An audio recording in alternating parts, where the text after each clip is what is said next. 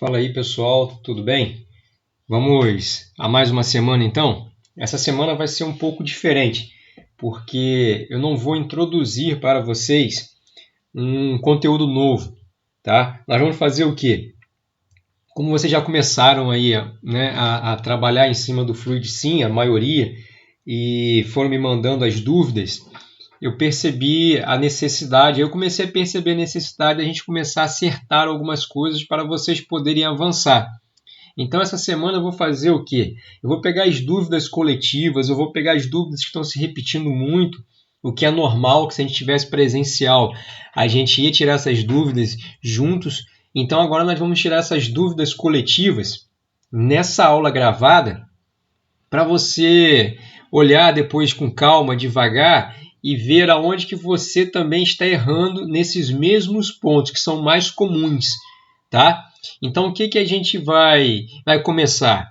Vamos começar falando de algo que é normal quando a gente começa a montar alguns circuitos no Fluid Sim, que é trabalhar com essas válvulas, né? Dependendo da versão que você pegar, vai ter válvulas bem diferentes, que não são muito usuais e comuns. As mais usuais são essas que estão configuradas aqui, essas 4 configuradas na minha versão, né? Onde você tem aqui, por exemplo, uma válvula 3x2, uma válvula 5x2, certo?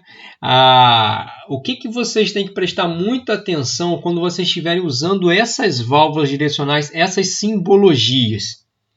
Primeira coisa que vocês têm que se atentar é que vocês vão configurar o quê? Vocês vão configurar acionamento e retorno. Aí deixa eu te dar um exemplo. Eu vou configurar aqui um acionamento mecânico, tá?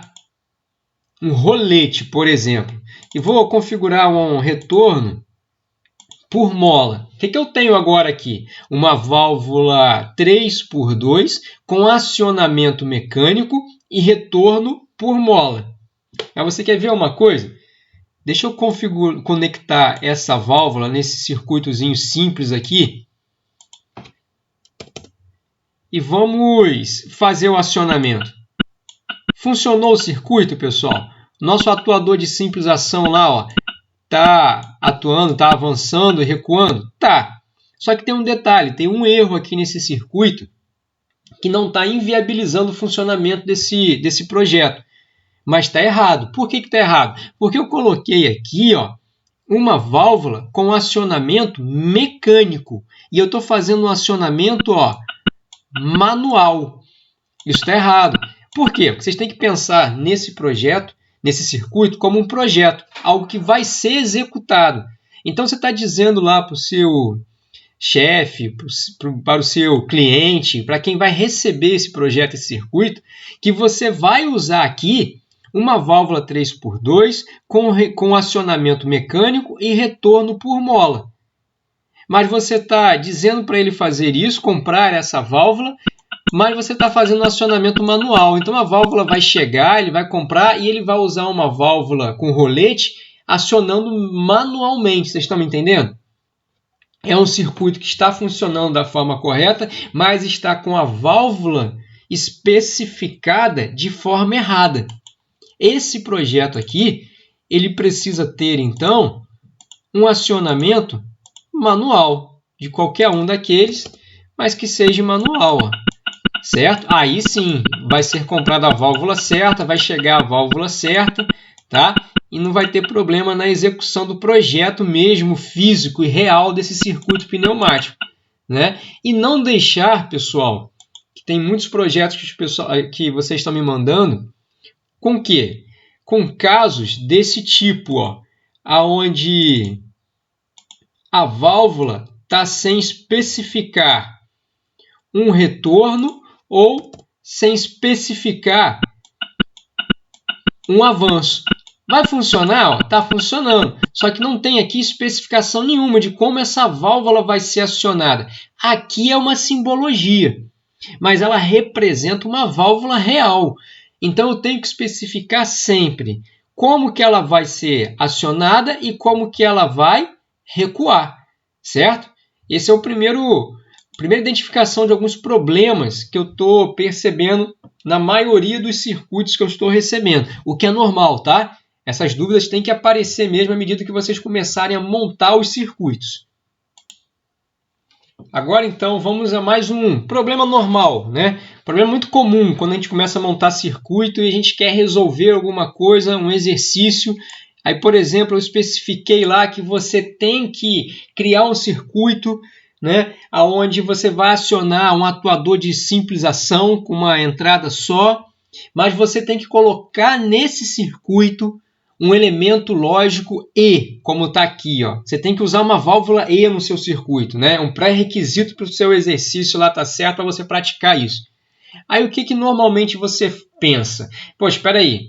Se eu tenho o elemento E, então beleza, eu vou colocar aqui uma válvula 5x2, né? E vai passar aqui por esse elemento E. Vamos ver se isso que eu inventei aqui vai até dar certo, né?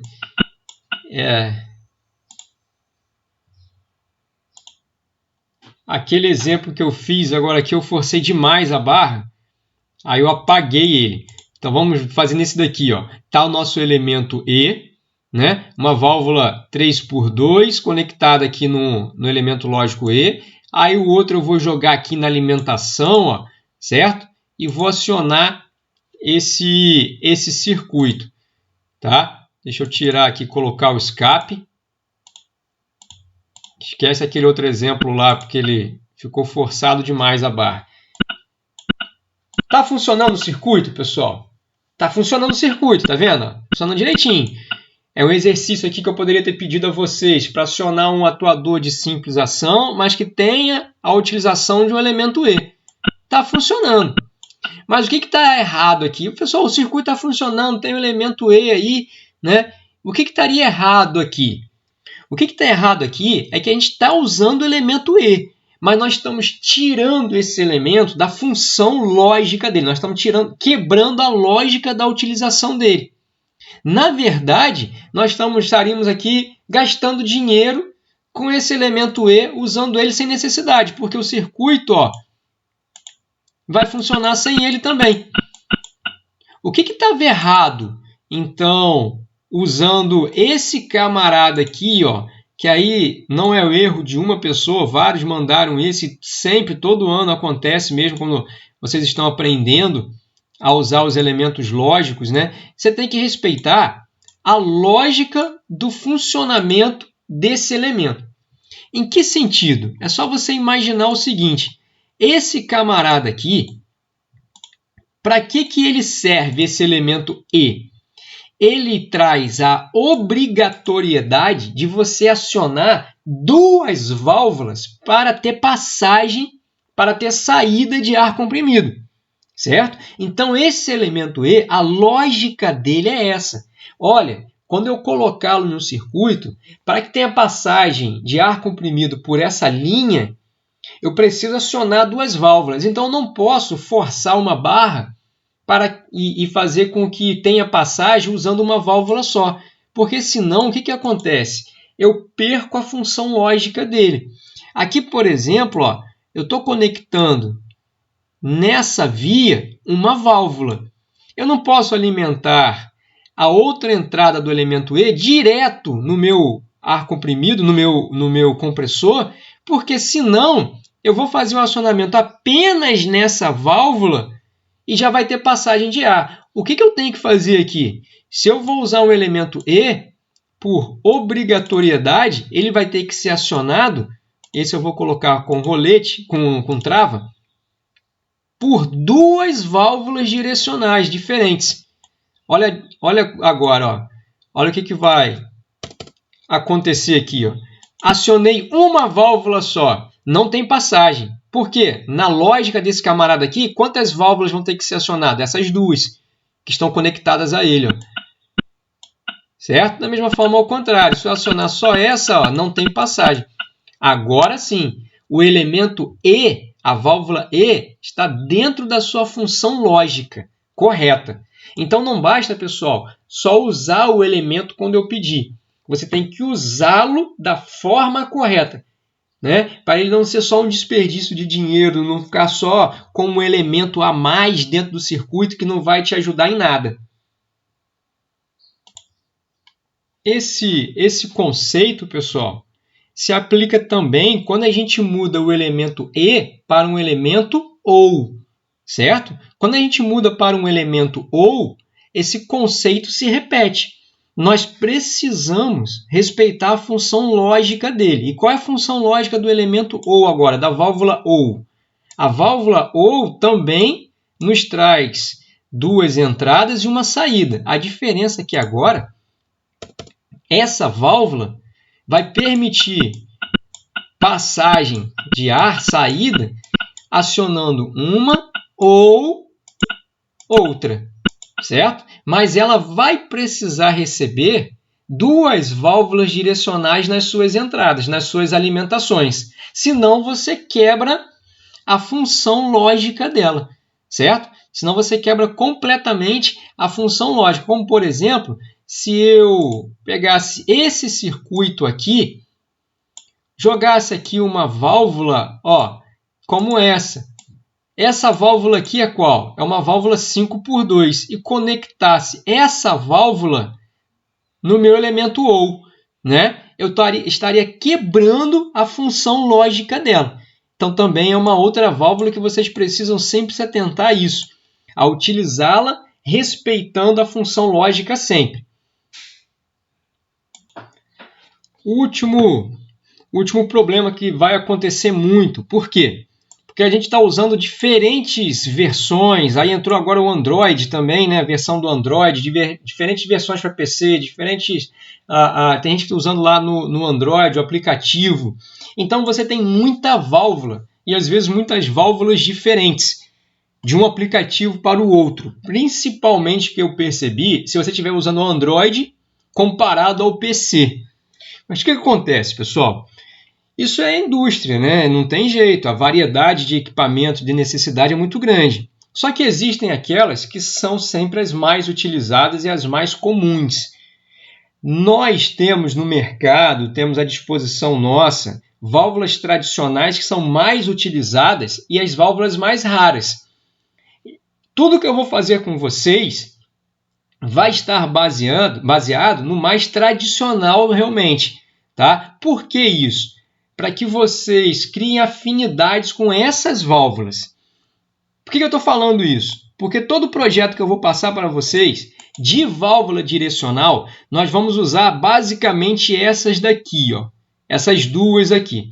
No máximo, se precisar, essa terceira aqui, uma 5x2, uma 4x2, tá?